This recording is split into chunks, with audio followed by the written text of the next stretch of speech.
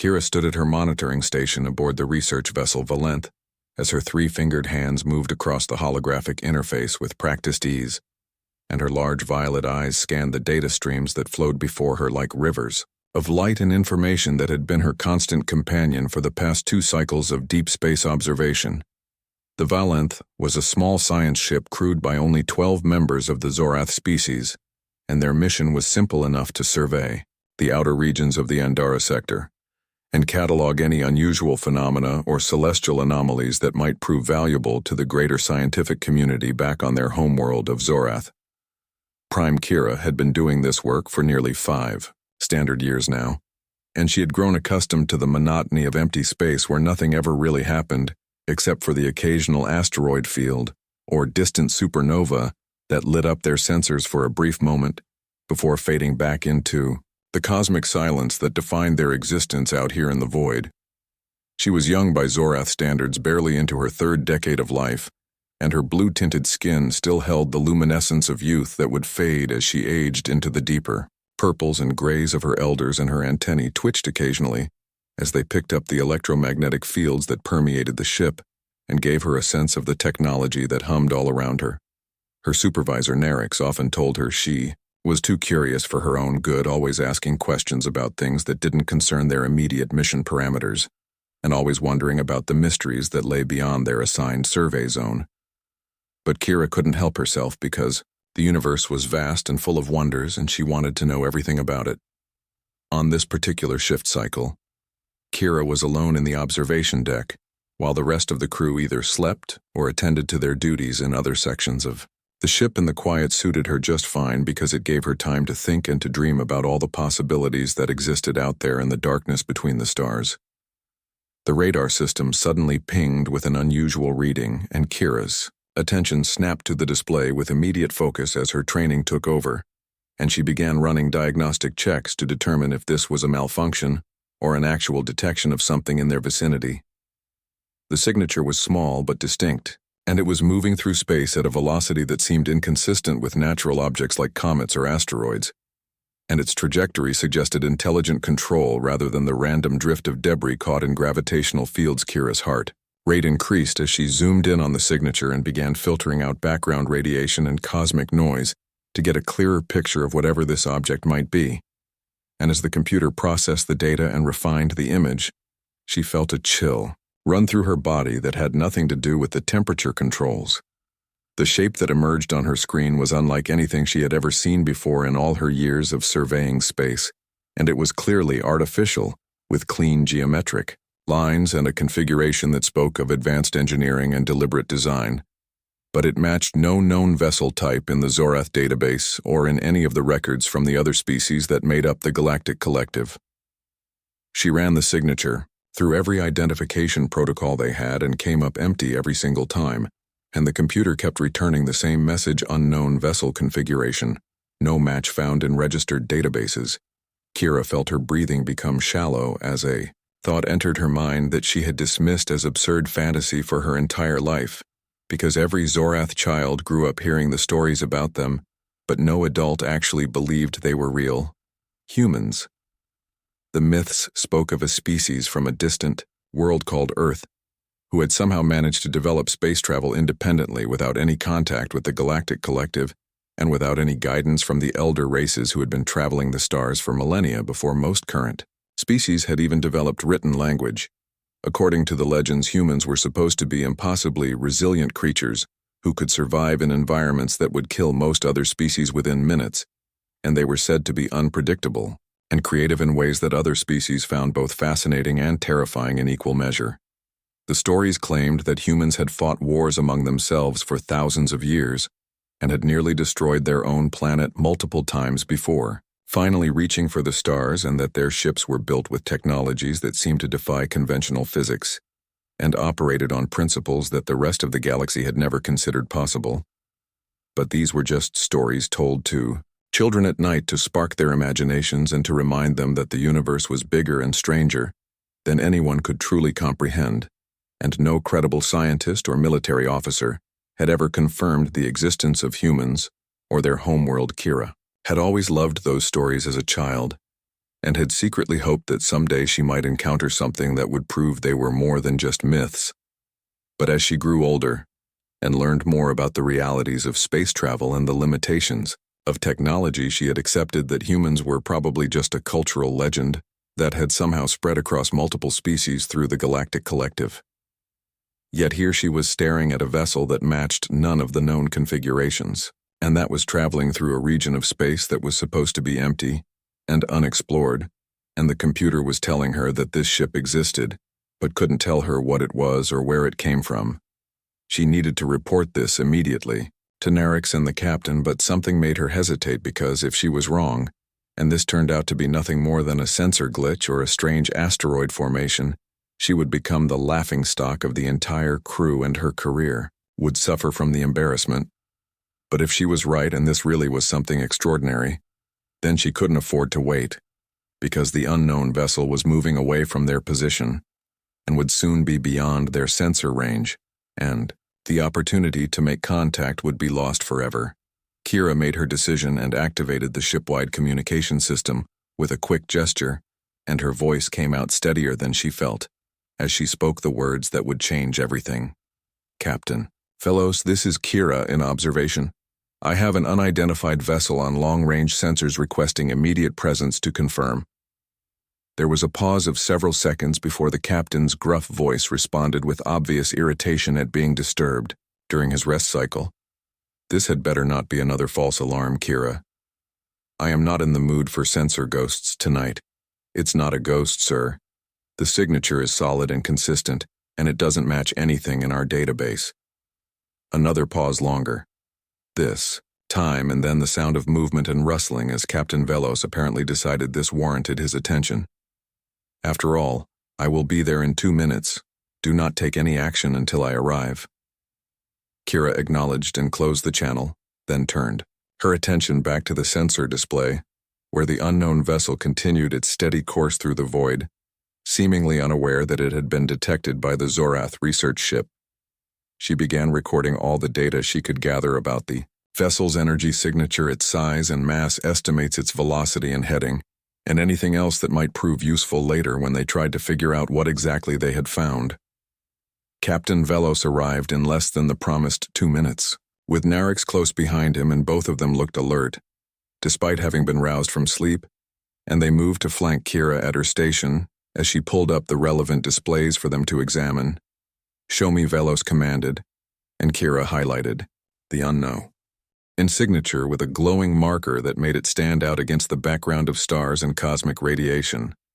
The captain leaned closer to the screen, his eyes narrowing as he studied the data, and his expression shifted from irritation to confusion to something that might have been concern. "Have you run full diagnostics on the sensor array?" Narix asked as he manipulated the controls to bring up additional data streams. "3 times, Sir," Kira replied. "All systems are functioning within normal parameters. This is a genuine detection." Velos straightened and crossed his arms over his chest as he continued to stare at the screen, and his antennae were perfectly still, which Kira knew meant he was thinking hard about something. "The configuration is wrong," he said finally. "It doesn't match any ship design I have ever seen, and I have been in space for 40 years. Could it be a previously unknown species?" Narix suggested something that has never made contact with the collective. "Possible," Velos admitted, "but unlikely. We have explored most of the habitable zones in this quadrant, and any species advanced enough for space travel should have been detected by now.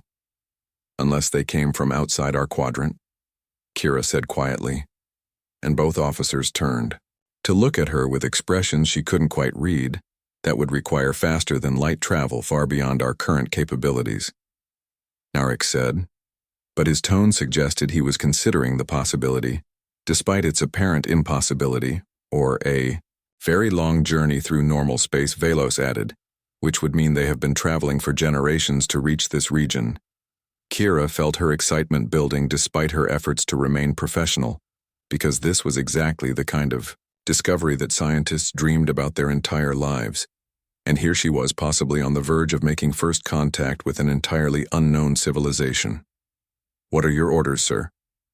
Narix asked as he looked to the captain for guidance. Velos was silent for a long moment as he weighed his options, and Kira could practically see the calculations running through his mind as he considered the risks and rewards of different courses of action. "We will attempt to hail them," he said finally. "If they are intelligent and capable of communication, they may respond, and if not, we will shadow them at a safe distance and gather what data we can before reporting to the collective." Narix nodded and moved to the communications console where he began configuring the transmission protocols to send out a standard greeting in multiple frequencies and languages. Kira remained at her post monitoring the unknown vessel for any change in behavior that might indicate they had detected the Valanth or were aware of being observed.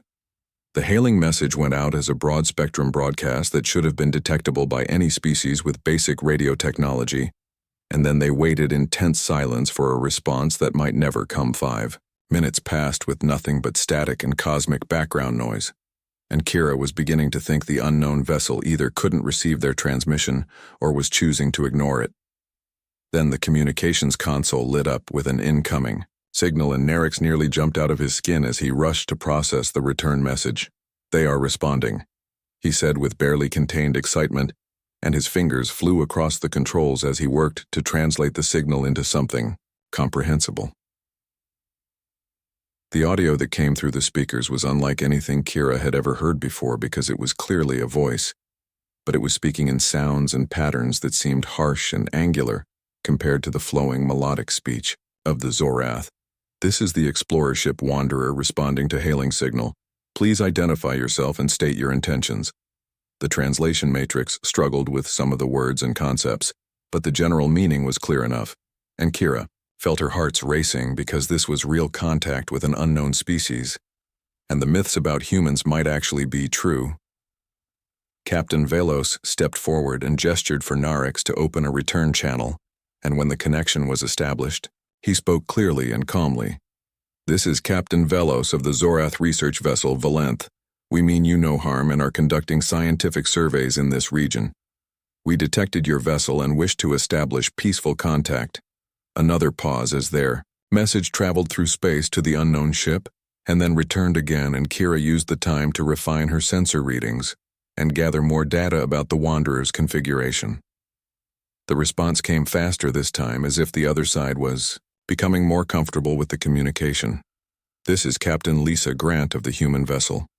Wanderer, we are on an exploratory mission from Earth and are pleased to make contact with your species. We have been traveling for many months and were beginning to think we were alone out here." The word human hit Kira like a physical blow, and she had to grip the edge of her console to steady herself as the implications washed over her in waves. Velos and Narix exchanged glances that spoke volumes of shared disbelief and wonder, because they had all heard the stories and they had all dismissed them as fantasy. But here was confirmation that humans were real, and they were speaking to one right now. Kira watched as the captain composed himself and continued the conversation with remarkable professionalism, despite the circumstances. "Captain Grant, we are honored to make contact. Your species has been the subject of many stories among our people, but we believed you to be legend rather than reality." The responding laugh that came through the speakers was warm and genuine, and somehow very human in a way that Kira couldn't quite define. "I suppose we are pretty far from home," Lisa Grant replied, "and not many people in this part of space have heard of us. We would very much like to meet face to face if you are willing." Velos hesitated because protocol dictated that first contact situations should be handled with extreme caution and that any physical meeting should be postponed until extensive communications had established mutual understanding and trust. But this was also an unprecedented opportunity, and the captain seemed to recognize that rigid adherence to protocol might cost them a chance to learn things that could benefit the entire collective. "We would be honored to arrange a meeting." Captain Grant, Velos said, "Do you have shuttle capability, or would you prefer to dock with our vessel?" "We have a shuttle," Lisa Grant replied, "and we can come to you if that is acceptable. Our ship is not configured for docking with unknown vessel types. That is acceptable." Captain Velos gave Narix a meaningful look, and the first officer immediately began making preparations to receive the human shuttle. Kira barely heard the rest of the conversation as her mind raced with possibilities and questions, because she was about to meet a human in person, and everything she thought she knew about the universe was being rewritten in real time. The next hour passed in a blur of activity, as the crew of the Valanth prepared the main docking bay to receive their visitors and security protocols were reviewed. Even though nobody really expected trouble from beings who had been nothing but friendly, so far Kira was assigned to the greeting party along with Captain Velos Narix and 3 others, and she spent the time reviewing everything she could find in the cultural database about humans, which turned out to be mostly speculation and folklore, with very little hard fact, when the human shuttle finally appeared on their sensors approaching from the Wanderer. With smooth practiced maneuvers, Kira felt her nervousness spike to almost unbearable levels. The shuttle was small and angular with lines that suggested it was built more for function than aesthetics, and its engines glowed with a blue-white light that seemed impossibly bright compared to the gentler propulsion systems used by Zorath vessels. It glided into the docking bay with precision and settled onto the landing platform with barely a tremor, and Kira found herself holding her breath as the engines powered down and the hull began to cool. There was a hissing sound as the shuttle equalized pressure with the bay, and then a ramp extended from the side of the craft and began to lower with mechanical smoothness. 3 figures appeared at the top of the ramp silhouetted against the internal lighting of the shuttle, and as they descended into the bay, Kira got her first clear look at actual living humans. Captain Lisa Grant was in the lead, and she was taller than Kira had expected, standing at least a head above the average Zorath with long dark hair pulled back from her face and eyes that were a striking green color. She wore a uniform of dark blue with various insignia and patches that presumably indicated her rank and affiliation, and her movements were confident and easy, as if she was completely comfortable in her own skin. Behind her came 2 other humans, a man with short blonde hair and light skin and a woman with brown skin and black hair pulled into a complex braid, and both of them looked around the bay with obvious curiosity and wonder. Captain Grant stopped a respectful distance from the Zorath greeting party and raised one hand, in what was clearly meant to be a gesture of peace and greeting. "Captain Velos, I presume," she said with a smile that showed white teeth. "Thank you for receiving us." Captain Velos returned the gesture in the Zorath fashion, placing his hand over his hearts and bowing slightly. "Captain Grant, welcome aboard the Valanth. This is a historic moment for both our species." Lisa Grant smiled wider and gestured to her companions. "This is Commander Jake Morrison, my first officer, and Lieutenant Amy Chen, our science officer." The introductions continued as Velos presented his own officers, and when it came to Kira's turn, she found herself looking directly into Lisa Grant's green eyes and feeling a strange connection that transcended species. "You were the one who first detected our ship." Lisa Grant said it seemed to be a statement rather than a question. "Yes, Captain. I was monitoring long-range sensors," Kira replied. "Then we owe you our thanks," the human captain said. "If you hadn't been paying attention, we might have passed each other in the night and never known the other existed." The 2 groups moved from the docking bay to a conference room where refreshments had been prepared. Though nobody was quite sure if humans and Zorath could safely consume the same foods and beverages as they settled around the table, Kira found herself sitting directly across from Amy Chen, the human science officer, and the 2 women regarded each other with obvious mutual curiosity. "So humans are real," Narix said, breaking the ice in his typical direct fashion. "We have stories about your species, but most people believe you are mythological. We get that a lot." Amy Chen said with a laugh, "We are pretty far from the major galactic population centers, so I guess it makes sense that not everyone knows we exist." Lisa Grant leaned forward and her expression became more serious. "Have been exploring beyond our local star cluster for about 15 years now," she explained slowly, "building up our capabilities and reaching further each time. But this is our longest mission yet, and we weren't sure what we would find out here, Captain." Velos nodded thoughtfully. "The Galactic Collective has been aware of hundreds of species across this region of space, but none of them have mentioned contact with humans. How have you remained so isolated?" Lisa Grant exchanged glances with her officers before answering. "Partly by choice and partly by circumstance, our homeworld is in a relatively sparse region of space, and by the time we developed faster than light travel, most of the nearby systems had already been explored and claimed by other species. We have been careful about revealing ourselves until we better understand the political landscape." "That is wise." Narix said, "The collective is generally peaceful, but there are factions and rivalries that can make first contact complicated. The conversation continued for hours as both sides shared information about their respective species and civilizations. And Kira listened with rapt attention as she learned details about humans that transformed them from myth into reality. Humans came from a world called Earth that was remarkably similar to many other habitable planets with oceans and continents, and a diverse biosphere that had given rise to countless species beyond just humans themselves. They had evolved as persistence hunters on the plains of their homeworld and had developed intelligence and tool use over millions of years, until they reached the point where they could look up at the stars and dream of traveling to them.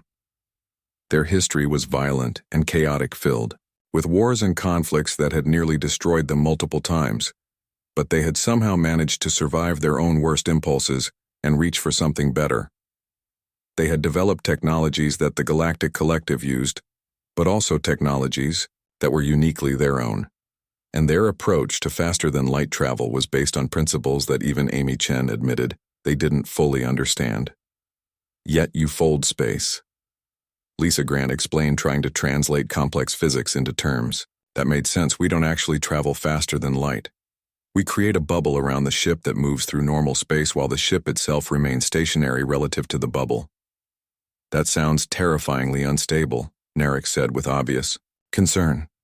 It can be, Jake Morrison admitted, which is why we are very careful about where and when we use it, but it gets us where we need to go. As the meeting progressed, Kira noticed something interesting about the way humans communicated because they used far more facial expressions and hand gestures than Zorath typically did, and their emotional states seemed to be written openly on their faces.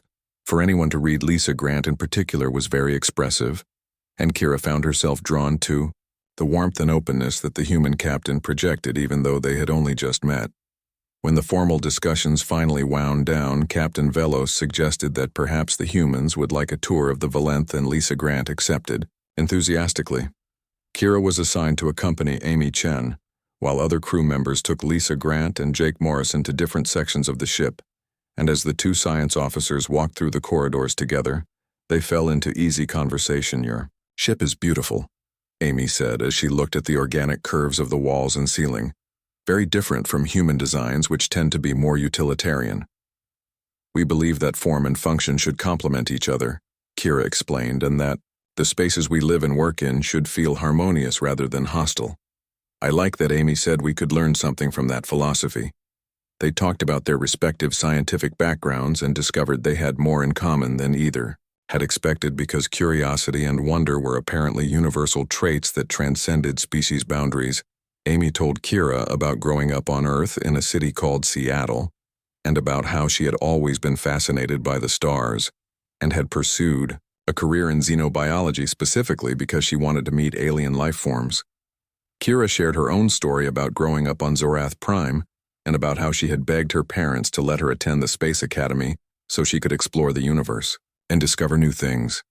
As they walked, Amy suddenly stopped and turned to face Kira with an intense expression. "Can I ask you something personal?" she said. "Of course," Kira replied. "When you first detected our ship, did you really think we might be humans, or was that just a lucky guess?" Kira considered the question carefully before answering. "I thought it was impossible," she admitted honestly. "But there was something about the signature that felt different from anything I had seen before, and when the computer couldn't identify you, I started thinking about all the stories I had heard as a child, and I guess I hoped that maybe they were true." Amy smiled, and there was something sad and beautiful in that expression. "We felt the same way. When we picked up your transmission," she said, "we have been traveling through empty space for so long that we started to wonder if we would ever find anyone. And when we heard your voice, we knew we weren't alone anymore." The two women stood in the corridor of the Zorath ship, looking at each other across the gulf of evolutionary history and cultural difference, and found connection in their shared experience of wonder and discovery. The visit lasted for several more hours as both crews shared meals and stories and began the slow process of building trust and understanding between their species. When it finally came time for the humans to return to their ship, there was genuine regret on both sides because something special had happened here and nobody wanted it to end. Captain Velos and Lisa Grant shook hands in the human fashion and promised to maintain communication and to share their respective discoveries with each other as they continued their separate journeys through the cosmos. Kira stood in the docking bay watching as the three humans boarded their shuttle and prepared to depart, and when Amy Chen turned back and waved goodbye, Kira felt a pang of something she couldn't quite name. The shuttle lifted off smoothly and glided out of the bay back toward the Wanderer, which hung in space like a promise of things to come. And Kira watched until it was just a speck of light against the stars. That night, as she lay in her quarters unable to sleep, Kira thought about everything that had happened and about how a simple sensor reading had led to one of the most important discoveries in recent history. Humans were real, and they were out there traveling the stars just like the Zorath, just like dozens of other species. And the galaxy suddenly seemed both smaller and infinite, larger than it had been before. She thought about the stories she had heard as a child and about how those myths had shaped her dreams and aspirations, and she realized that sometimes the impossible things were the ones most worth believing. Kira had detected a human ship on radar, and the myth had been real all along, and now the universe would never be quite the same for anyone. Over the following weeks, the Valanth and the Wanderer maintained regular communication as they continued their respective missions, and the two crews shared data and observations and gradually built a friendship that transcended the vast distances of space. Kira and Amy exchanged personal messages talking about everything from scientific theories to personal philosophies, and Kira found herself looking forward to these conversations more than almost anything else in her routine. The Zorath High Command was very interested in the human contact and sent numerous questions and requests for additional information, and Captain Velos spent many hours in communication with his superiors, explaining the situation and advocating for friendly relations with this newly discovered species. The humans apparently were having similar conversations with their own leadership back on Earth, and both sides seemed to recognize the value of cooperation and peaceful coexistence. 3 months after the initial contact, the Valanth and the Wanderer arranged to meet again at a predetermined location in neutral space, and this time the meeting was more relaxed and informal. As the crews had already established rapport, Kira brought gifts for Amy, carefully selected items that represented Zorath culture and art, and Amy reciprocated with human music and literature that Kira consumed with voracious interest. They spent hours comparing notes on their respective discoveries and discussing theories about the nature of space and time, and the possibilities that lay ahead for both their species. Lisa Grant and Captain Velos held discussions about the possibility of arranging more formal diplomatic contacts between their governments, and about establishing protocols for future encounters between humans and members of the Galactic Collective.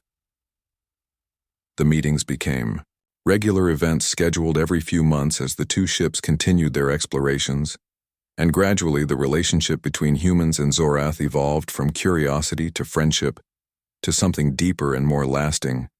Kira realized that her life had been fundamentally changed by that first sensor reading, because it had opened doors she hadn't even known existed, and had connected her to beings who saw the universe through completely different eyes, but who shared her passion for discovery. Their myths about humans had been true, but the reality was even better than the stories, because real humans were complex and fascinating and wonderfully unpredictable in ways that no legend could have captured, and it had all started with a young Zorath scientist working a routine monitoring shift who had been curious enough to investigate an anomaly and brave enough to believe that the impossible might actually be real.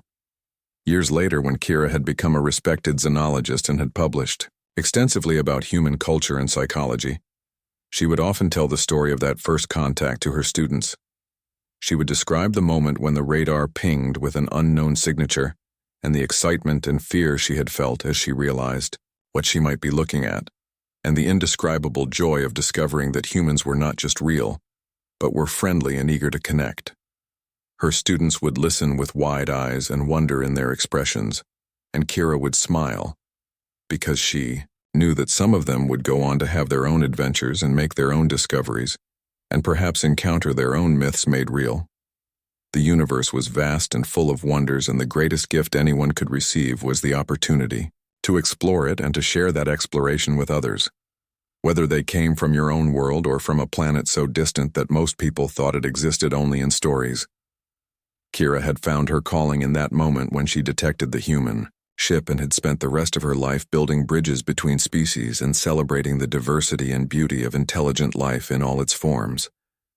And whenever she looked up at the stars, she remembered that first contact with wonder and gratitude, because it had shown her that the universe was even more amazing than she had dared to dream. The myths had been real all along, and reality had proven to be far more extraordinary than any myth could ever be.